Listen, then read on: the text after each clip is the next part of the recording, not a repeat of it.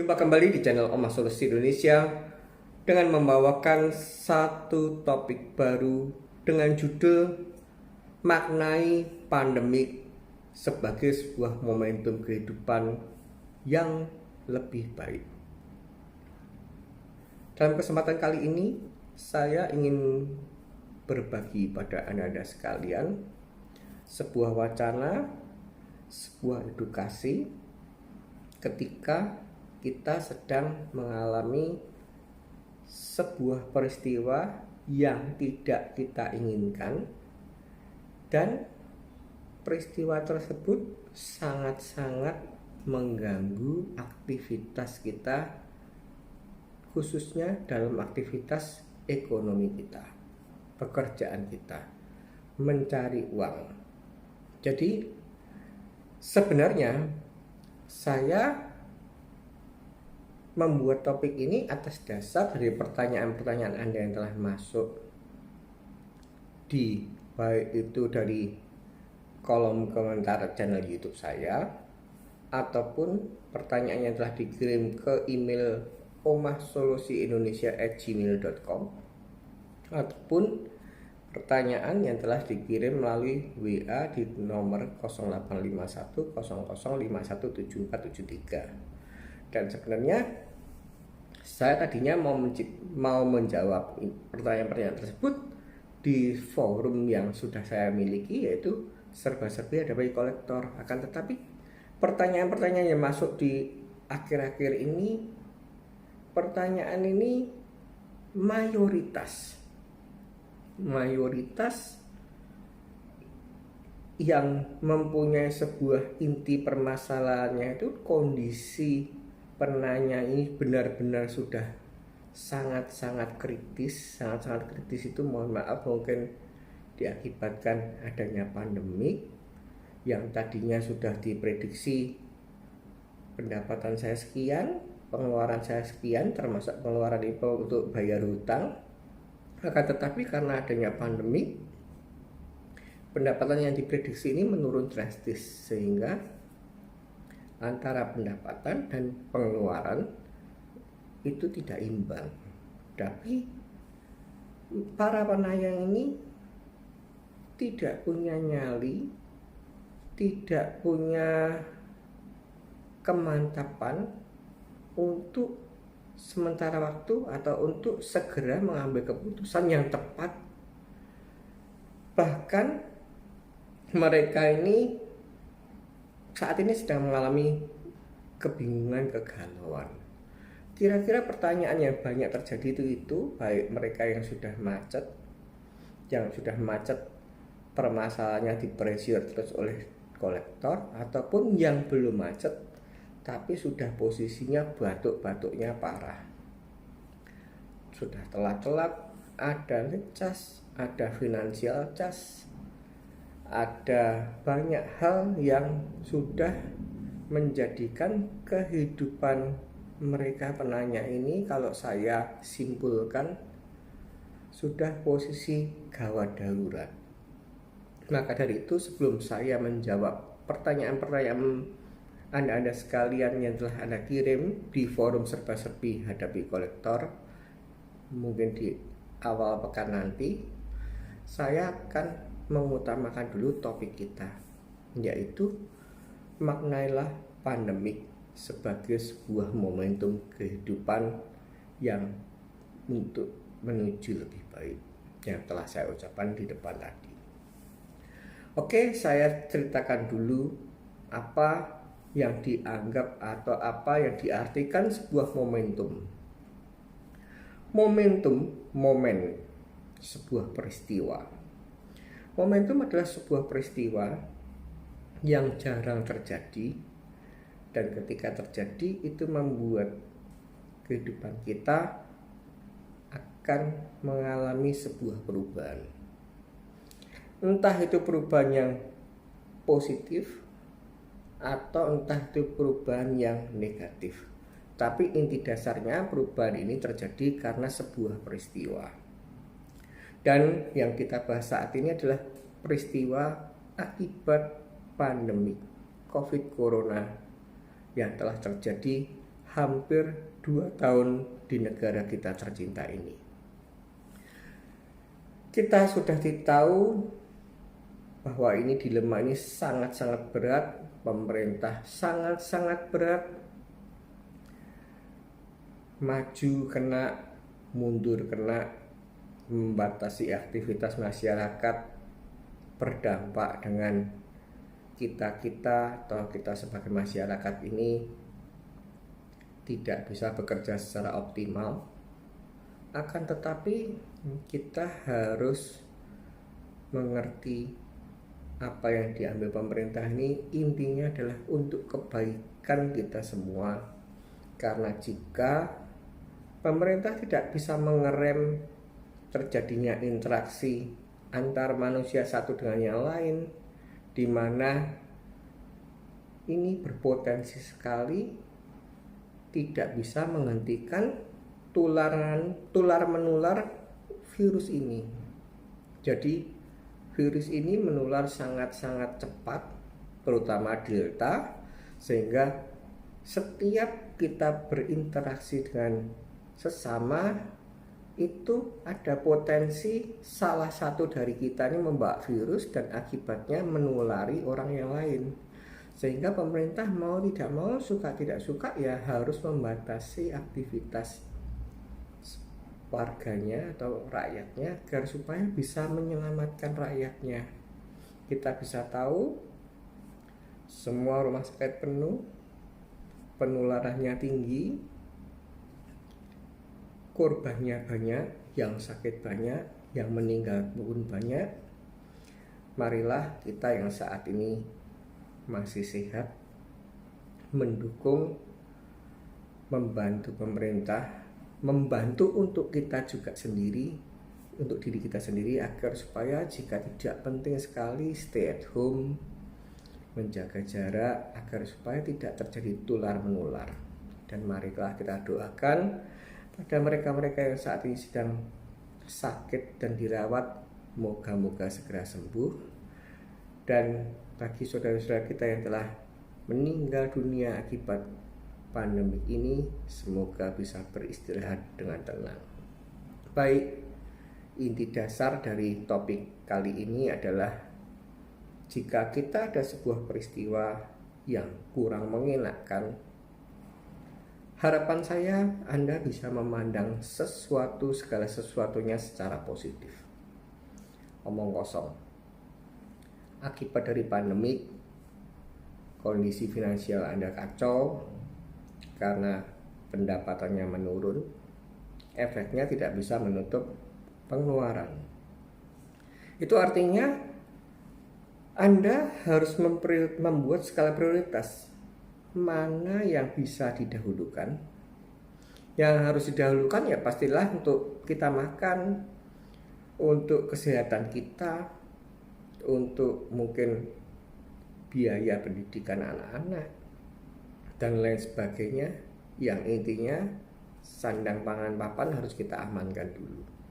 Nah, sedangkan diakibatkan pendapatan yang menurun, pastinya tidak bisa klop, dan ini ada yang kurang, ada yang harus tidak bisa dibayarkan. Dan balik lagi seperti yang telah saya ucapkan tadi, di pertanyaan-pertanyaan yang masuk di saya ini intinya ya itu saja. Ini gimana Pak? Saya ini benar-benar kondisinya kepepet, sehingga saya yang tadinya sudah saya perhitungkan pendapatan saya sekian, untuk hidup saya sekian, dan untuk cicilan kartu kredit sekian sudah beres. Tapi akibat ini saya kacau balau, terutama itu yang sudah ikut recovery atau reschedule. Recovery reschedule artinya dia sudah pernah macet atau sedang macet dan sedang mengikuti program cicilan sebelum COVID. Jadi recovery reschedule mereka adalah jangkanya cukup panjang, dan ketika kena COVID pertama di kira-kira Maret tahun lalu, mereka sudah mulai batuk-batuk, apalagi COVID ini belum selesai sampai bulan Juli ini. Semakin mereka batuk-batuk sehingga tidak bisa melanjutkan recovery. Lah ini gimana? Itu pertama. Terus yang kedua, yang sering ditanyakan, ini gimana Pak? Saya nih bayar minimum pay aja nggak bisa. Padahal saya tuh takut sekali. Jika saya berhenti bayar, boro-boro berhenti bayar Pak. Baru terlambat 1 hari 2 hari saja saya sudah stres berat, ditelepon oleh deskol, didatangi oleh depkol. Apa yang harus saya lakukan? Saya ulangi pada Anda sekalian yang saat ini sedang mengalami hal tersebut. Yang satu saya tekankan, Anda harus mempunyai mentalitas dan Anda harus bisa menata manajemen stres agar supaya Anda tidak lebih atau semakin stres. Kita ini sudah sangat beruntung jika masih sehat, artinya anugerah yang terbesar adalah sehat. Jangan sampai kondisi sehat ini akan Anda berubah menjadi kondisi sakit, baik itu sakit mentalitas ataupun sakit fisik beneran. Akibat stres akan menimbulkan banyak penyakit. Stres takut COVID, masih stres takut kolektor, wah ini akan semakin runyam. Saya bekali pada Anda hanya boleh happy saja, Anda hanya boleh jaga kesehatan Anda saja. Hiduplah pola sehat, makan, tidur secukupnya, vitamin yang cukup, dan atur ritme cara berpikir Anda agar Anda tidak stres. Anda bisa bertahan selama pandemi ini sampai akhirnya selesai. Dan hal-hal yang membuat Anda stres tentang bayar hutang, khususnya kartu kredit, ini sirukan. Baik, saya akan ulangi bahwa momentum ini buatlah sebagai momentum yang terbaik. Anda saat ini jika mungkin gagal bayar hutang atau gagal melanjutkan recovery, ya sudah. Bahasa Jawanya adalah kita semeleh. Wong memang kondisinya tidak baik. Selalu pandanglah hal-hal yang terjadi di hidup Anda ini secara positif.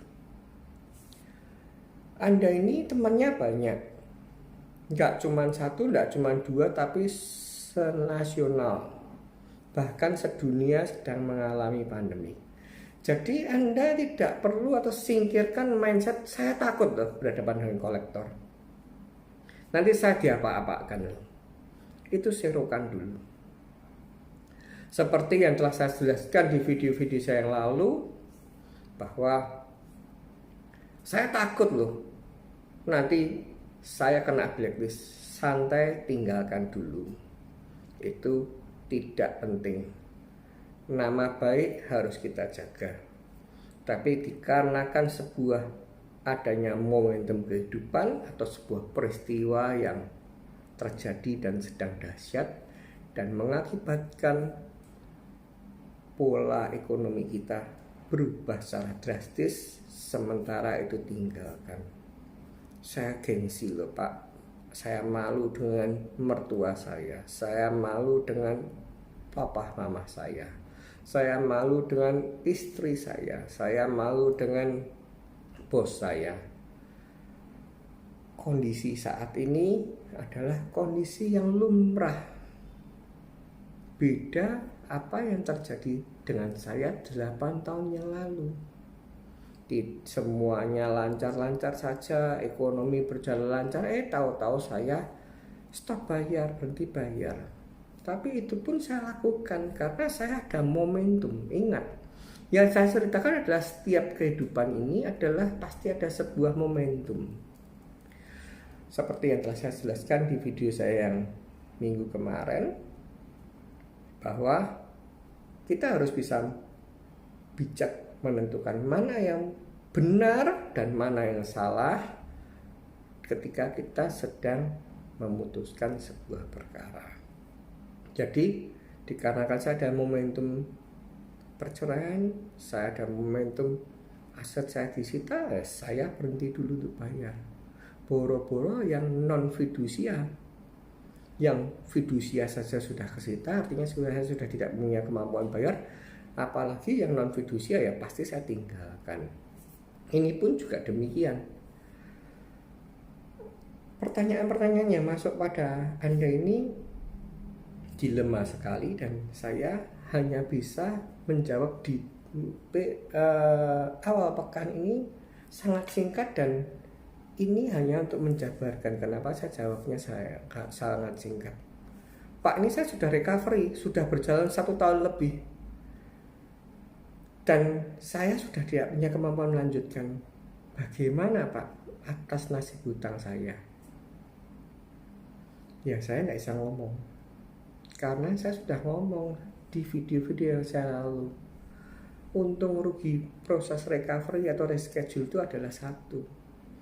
Bank mempunyai potensi untuk menggagalkan atau untuk membatalkan apa yang telah kita sepakati bersama. Kita tuh maksudnya Anda dan bank, dan di situ ada syarat dan ketentuan berlaku. Jika Anda tidak membayar tepat waktu, tidak membayar sejumlah yang pas, maka apa yang Anda cicilkan beberapa tahun ini bisa digugurkan atau tidak dianggap. Akan tetapi saya tidak menyalahkan Anda. Mungkin Anda sudah memperhitungkan non-COVID, berarti Anda perhitungkan secara jelimet, sudah Anda perhitungkan, tapi kan kita tidak bisa mengantisipasi sebuah peristiwa. Salah satunya adalah COVID, sehingga Anda tidak bisa melanjutkan. Ya sudah, ikhlaskan, tak usah dipikirkan. Dah, kalau Anda tidak kuat ya stop bayar. Kalau dia meresure, sekarang saya tak cerita, mereka mempresure ya Anda jawab, Dawong ini kondisinya kayak gini kok. Kalau misalkan kolektor COVID, apapun COVID ya tetap bayar utang. Lo yang mengharuskan bayar utang kayak siapa? Nggak usah khawatir. Dan saya bekali sedikit sepak terjang deskol ataupun depkol. Saya cerita dulu yang deskol. Deskol itu intinya Anda bercerita seperti yang telah saya jelaskan di video-video saya yang lalu. Anda bilang omong kosong, amit-amit jabang bayi, Anda sedang sakit parah, atau keluarga Anda sedang sakit kritis. Kita menjelaskan sampai berbuih-buih bahwa kondisinya sedang tidak memungkinkan, Pak. Kondisinya sedang tidak memungkinkan, Bu.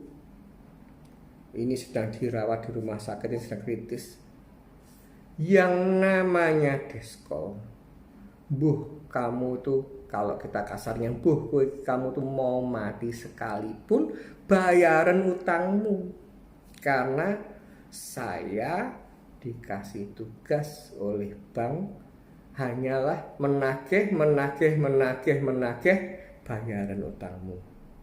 Perkara kamu mau mati, perkara kamu mau sedang kritis, emang gua pikirin. Itulah deskol, itulah semua kolektor. Dan saya ceritakan pada Anda, sangat penting, sangat krusial. Saya menghormati profesi kolektor. Kolektor itu adalah profesi di mana dia dibayar oleh bank untuk menegosiasi sebuah hutang yang sedang macet. Saya hormati itu. Dan saya anjurkan, jika mana ada kolektor yang menonton video ini, profesi Anda itu adalah baik, halal, jika mana Anda sebagai kolektor melakukan tugas dan kewajiban secara baik dan benar. Tapi yang saat ini terjadi, hai kolektor, entah itu depkol, entah itu deskol, Debt call adalah kolektor yang datang ke rumah atau tempat bekerja, entah itu desk call, kolektor yang menelpon, entah itu handphone atau fixed line. Tagihlah, gunakan tata cara yang baik dan benar, dan jangan sampai Anda keluar jalur dan bisa berakibat fatal, membuat orang stres yang sangat parah, membuat orang stres sampai sakit, atau bahkan meninggal dunia karena sakit serangan, entah itu serangan jantung, entah itu hipertensi meningkat, entah itu akibat teror Anda dan yang Anda tagih tidak kuat mental, moral, dan akhirnya melakukan tindakan bunuh diri. Yang saya maksudkan adalah demikian. Saya kembali kepada Anda sekalian yang menonton video ini. Banyak sekali terjadi. Jadi kita desk call, mereka menyerang secara akhlak. Kamu itu maling, kamu itu hidup tidak halal, kamu itu anak turunanmu tidak benar. Bahkan tak jarang mereka memaki-maki orang tua kita yang nggak tahu apa-apa, anak kita yang nggak tahu apa-apa. Jika Anda melakukan itu, hai para kolektor, khususnya desk call, ingatlah, walaupun Anda bermisi mencari uang, itu ada sebuah profesi pekerjaan. Ketika Anda setiap kali memaki-maki, ketika Anda setiap kali berkhotbah tentang dosa, padahal itu tidak lain tidak bukan hanyalah kedok agar supaya dibayar dan supaya Anda dapat komisi ataupun gaji. Dan ketika itu Anda lakukan pada orang yang tidak kuat mental, tidak siap mental, dan ketika orang tersebut mengalami sebuah sakit penyakit, itu Anda akan menuai. Saya ucapkan lagi, saya ulang lagi, Anda akan menuai. Setiap kali Anda maki-maki, setiap kali Anda menghakimi orang-orang yang Anda tagih ini, niscaya Anda marah tiap hari, Anda ngomel-ngomel tiap hari, Anda melakukan fitnah dengan cara menelpon dengan orang lain, dengan cara mengadu domba, dengan cara membuat segalanya runyam, membuat orang ini dipecat karena Anda menelpon kantor atau rumahnya. Walaupun Anda mengambing hitamkan bahwa karena kamu tidak bayar hutang, jadi saya melakukan itu. Walaupun Anda punya alasan itu, tuaian Anda akan segera Anda terima. Entah itu Anda kena sebuah penyakit atau kena sebuah malapetaka. Tagihlah nasabah atau debitur secara baik dan benar. Beri edukasi, hormati debitur yang sedang macet, terutama kondisi pandemik. Jangan sampai Anda menghalalkan segala cara, menagih dengan keluar aturan, dengan memfitnah, dengan menghakimi yang sangat-sangat dahsyat. Itu akan Anda tuai, hai desk call. Dan saya ceritakan untuk yang debt call. Debt call yang biasanya terjadi itu dari segi penampilan dulu. Mereka berpenampilan menyerupai preman, bertubuh kekar, bertato, menakut-nakuti, mempressure secara preman. Itu yang pertama. Atau mereka menyaru itu bahasa Indonesia, bahasa Jawa ya. Menyamar atau menyerupai yang lebih tepat sebagai seorang mungkin TNI atau Polri. Jadi ini saya bekali, sudah saya bahas di video-video yang lalu. Jadi ketika Anda tuh bertemu dengan debt call, entah itu pakai jaket markas besar Mabes Polri atau keluarga besar omong kosong, polisi militer atau Kopassus atau apa. Hai para debitur, jangan Anda gentar atas penampilan yang menyerupai Polri atau TNI. Ingat baik-baik, dan saya pastikan TNI Polri tidak akan terlibat dalam acara penagihan hutang, khususnya hutang kartu kredit. Dan ketika kolektor khususnya debt call ini beratribut TNI Polri, Anda sebagai debitur meleklah hukum. Telepon ke polisi militer terdekat. Ini ada orang yang menagih saya khususnya di hutang kartu kredit tapi berjaket dureng atau pakai tas Mabes Polri. Telepon mereka dan orang-orang yang menyerupai TNI Polri itu akan segera ditindak tegas oleh mereka. Ingat baik-baik, seringkali terjadi rahasia propam bagi mobil-mobil yang keluarga besar TNI Polri, bagi orang-orang yang menyaru pakai dureng di umum itu biasanya akan ditegur, diinterogasi. Kalau misalkan memang TNI, surat tugasnya mana, keperluannya apa. Kalau yang bukan TNI Polri, dihukum. Jadi sudah saya jelaskan untuk yang deskol tadi adalah itu. Yang deskol adalah pertama menyerupai preman, mempressure. Yang kedua menyerupai TNI Polri, mengancam kalau kamu tidak bayar hutang kamu akan kena penjara. Itu adalah omong kosong. Silahkan Anda melihat di video saya, khususnya di hal yang perlu dipersiapkan sebelum menghadapi debt call. Di sana sudah saya sudah bahas jelas undang-undang yang melindungi seorang debitur yang sedang macet. Jadi tidak akan pernah berujung pada ranah penjara. Jadi tidak jarang ya, hai para debt call, ketika Anda menakut-nakuti cara TNI Polri, atau yang terakhir dulu saya jelaskan, mereka bermacak-macak, itu bahasa Jawa ya, berpenampilan sebagai juru sitaban. Jadi saya ceritakan ini khususnya klien saya yang di Pedi, Klaten. Anda bisa bayangkan, yang hutang anaknya dan anaknya rantau, cuman kebetulan alamat billingnya ini di situ tinggal orang tuanya. Maksudnya di alamat billing itu yang tinggal orang tuanya.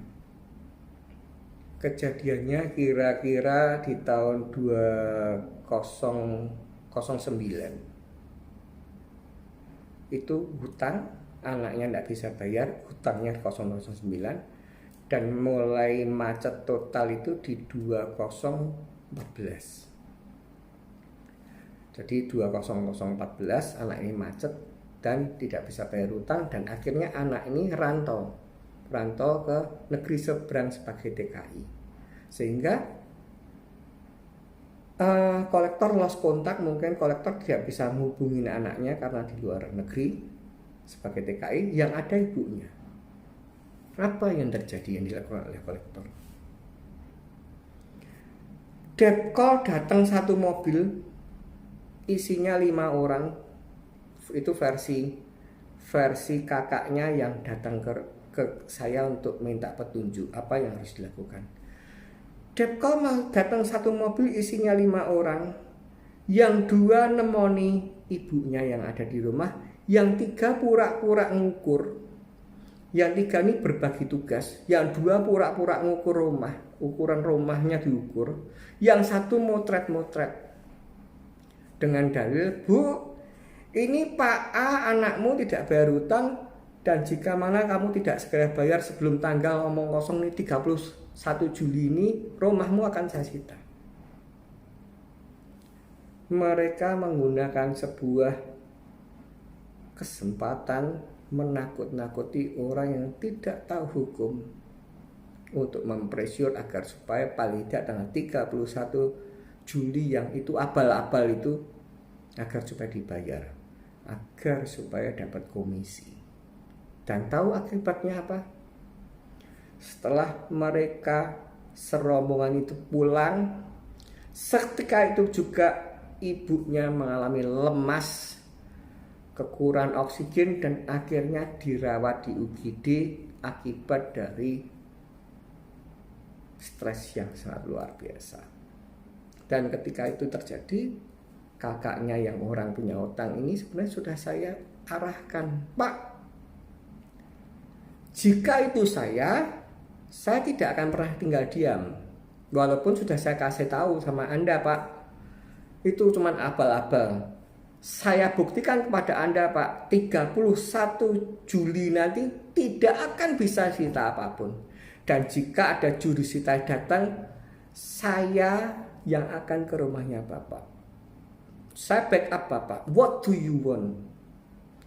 Tapi akibat dari perbuatannya dia ini kolektor, khususnya yang tadi datang 5 orang ini, berpotensi ibu Anda ini sakit, lemas, pikirannya stres berat, dan bisa berpotensi menurunkan kesehatan dan bisa sampai meninggal dunia. Dan ini jika kita laporkan ke laporan polisi, kita buat laporan polisi pasti kena. Kita cari pasal pidana yang bisa menjerat atas tindakan abal-abal tersebut, terutama karena dia mengatasnamakan sebuah bank. Jika kita mau buat laporan polisi, ini pasti terjadi dan kita wajib memberikan efek jera pada mereka. Saya ulangi kepada Depkol ataupun Deskol. Anda menagih, silahkan menagih. Memang diakibatkan karena kita saat ini belum bisa memenuhi kewajiban hutang kita. Memang kita saat ini ada tunggakan. Dan profesi Anda adalah profesi yang halal ketika Anda menagih dengan cara baik dan benar. Dan ketika Anda menggunakan cara yang tidak baik dan benar, mempressure, memaksa kehendak, intinya supaya pokoknya saya tugasku selesai, pokoknya saya dapat komisi. Pikirkan ulang hal itu. Anda baik di masa sekarang dan Anda akan tuai, entah itu masa sekarang berwujud penyakit atau malapetaka ataupun nantinya di kehidupan mendatang. Ingat, akan selalu ada kehidupan mendatang. Inilah topik kita. Gunakan, maknai pandemi sebagai sebuah momentum kehidupan. Gagal bayar ya gagal bayar. Harus menemui Deskol, temui. Harus masuk SEDB ICK, masuk saja, tidak ada masalah. Fokus pada kesehatan, fokus pada broadcast kesehatan, fokus cari duit yang bisa kita cari untuk bertahan hidup. Perkara bayar hutang, khususnya hutang kartu kredit, nomor 10, nomor 20. Yang penting di hati nurani Anda, satu, saya bukan tidak mau bayar hutang. Saat ini saya hanya memending atau menunda bayar hutang. Dan ketika semuanya kondisi ekonomi sudah baik, sudah normal, dan saya bisa menyisihkan dana, saya pastikan himbau pada Anda sekalian untuk mulai bayar hutang. Tidak perlu takut tentang diskon, tidak perlu takut tentang bunga, tidak perlu takut tentang denda. Saya pastikan bisa dinegosiasi, dan pasti Anda tidak akan terbebani hal itu. Inilah topik kita.